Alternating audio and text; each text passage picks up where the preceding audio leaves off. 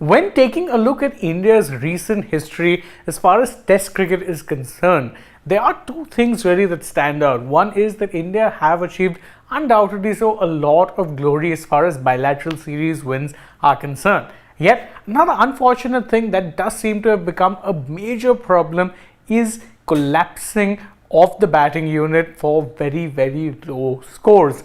India added another chapter to that unfortunate story that has become a part of their Test history when they lost out to South Africa in the first test of the two-match series at Centurion, when they were dismissed for a paltry 131 in the second innings and unfortunately ended up losing out to the Test match in under 3 days' time, despite the fact that the first 2 days of the Test match were affected by rain.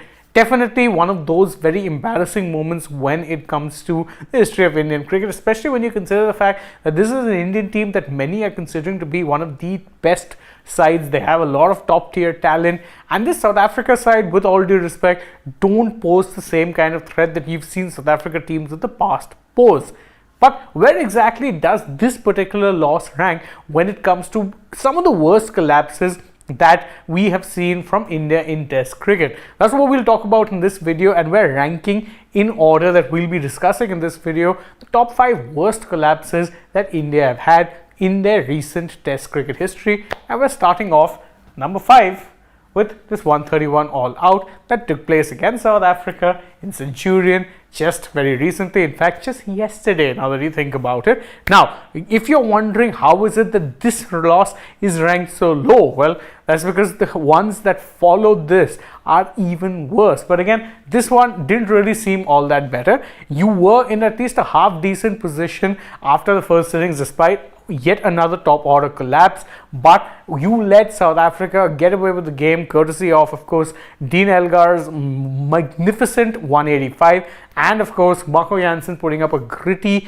half century lower down the order. All of that combined with useful runs from everywhere else meant there was a bit of a tall task to climb in the third innings, and India unfortunately were not even able to overhaul South Africa's lead.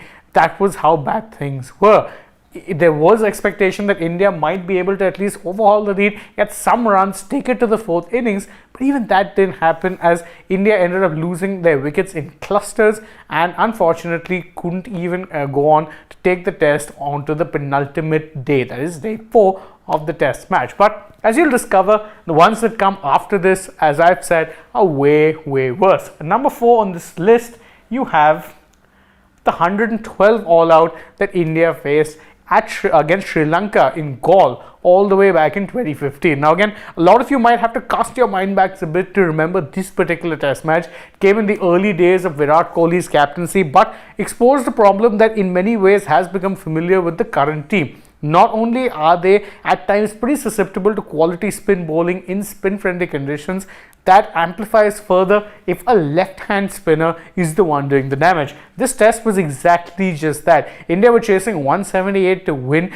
and this was a series that they were heavily favourites to win quite comprehensively. Instead, they ended up getting all out 112 thanks in no small part to some heroics from Rangana Herath. Herath ended up spinning a web around an Indian batting lineup that was pretty star-studded even by the standards of back then. There was a Kohli, there was a Pujara, there was a Rahane, Shikhar Dhawan, KL Rahul.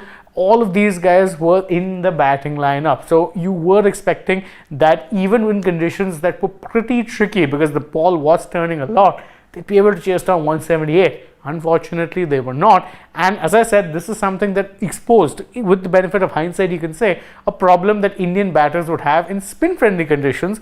Rather ironic, you would think, but that's just the way it has been.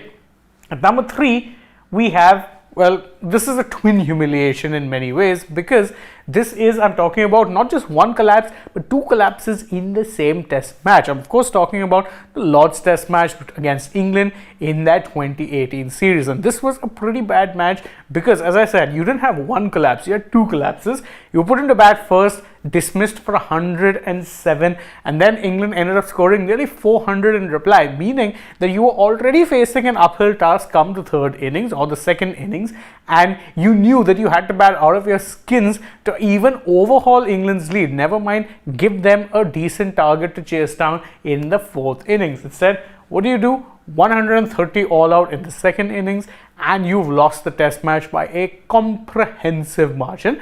The biggest talking point of this particular test match was when Murli Vijay ended up picking up a pair, but really he wasn't the only batter who failed to, let's say, deliver on that particular stage. None of the Indian batters covered themselves in any glory, and the combination, the golden combination you could argue, Stuart Broad and James Anderson absolutely wreaked havoc on an Indian batting lineup that just didn't look like they were in any condition to be facing them. India didn't help themselves in this test match, by the way, because there were a few tactical errors that were made. They ended up starting with two spinners despite the fact that there was a massive cloud cover that did in fact offer up plenty of swing, unlike the 2023 World Test Championship final where a little bit of cloud cover, India was spooked, ended up only playing one spinner, and the conditions weren't impacted. In this case, the match definitely did get impacted by the cloud cover that was there. The bowlers found plenty of movement, which is why 107 all out early on, 130 in the second innings. They were never in the game at any stretch. Definitely a very humiliating loss, but the next two are even worse, which is why they're ranked higher on the list. And number two, we have another very recent example. 102 all out versus Australia at Indore in 2023. Now, you remember this test match. It was, of course, the third test match of the series, the Border Gavaskar Trophy series that took place in India earlier this year. India had already sealed the series pretty much because, again, they were 2-0 up. All they needed was a draw in this series, although this is not going to be a case of them going for a draw in this match because, of course, World Test Championship points were at stake and your qualification was not guaranteed. But being 2-0 up on a very spin-friendly track in Indore, and let's just say the ploy of putting up an absolute pothole-filled pitch ended up coming to bite India hard. Why? You're put into bat early on first and ended up collapsing to 102 all out on a pitch that was turning 8 degrees from the first session of day one. I think the one dismissal that really proved just how much turn there was there on the pitch was the dismissal of Rohit Sharma of the bowling of Matthew Kuhnemann. Kuhnemann ended up getting a ball to turn nearly 8 degrees. Rohit Sharma charged him down and went for the big shot, but the ball spun so much that Rohit was left stranded miles away from his crease. And again, remember that thing I pointed out when talking about the loss to Sri Lanka at Galle in 2015?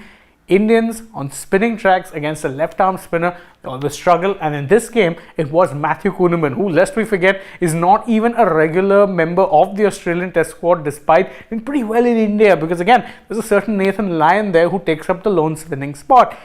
Kuhnemann gave India so much trouble in this particular match. 102 all out. Australia ended up taking a sizable lead and India were never in the game at that point, ended up losing and having to serve up an absolute flat track road at Ahmedabad in the final test to ensure they drawed it and qualified for the World Test Championship final, which they of course ended up losing pretty handily to Australia, but that's a different story altogether. Number one, I don't think if you're a cricket fan, you can guess exactly what number one is. There's no way that you're an Indian cricket fan watching this video can't figure out which of the test collapses was the absolute worst, but if you haven't guessed it by now, and of course, it's 36 all out at Adelaide in 2020. Yes, we're going to talk about this test match again, painful as it was, because again, this was one of those collapses that came out of absolutely nowhere. And what's even worse is there's no real justification for the fact that they collapsed that badly. It wasn't, this was a pink ball test, so it wasn't as if the Indian batters were caught in that twilight condition. It didn't even reach twilight when they were 16 for 4 and staring down the barrel of a pretty big loss.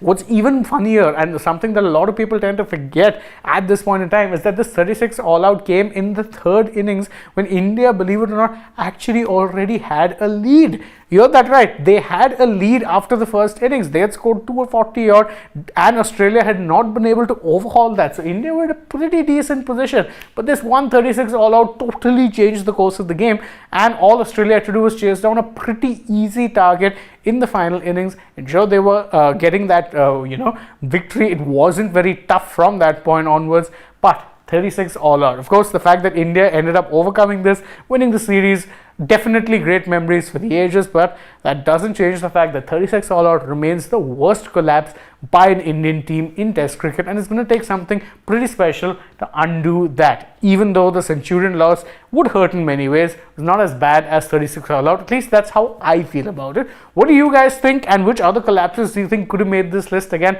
we whittled it down to only 5, so there are a lot of games really that had to be left out, because as I said, this is something that has become a bit of a problem with the Indian team in recent memory, that they'll have these kind of collapses and ensure that the Test match result is done and dusted, really put beyond all doubt after one particular innings. You can let us know in the comments below, and don't forget to, if you enjoyed this video, to like it, share it with your friends, subscribe to the channel, tap the bell icon, follow us on Instagram, Twitter, Facebook. Don't forget to download the SportsTak app, and if you're already on the channel, go right ahead, check out some other videos we've done as well. For now though, from my side, it's goodbye.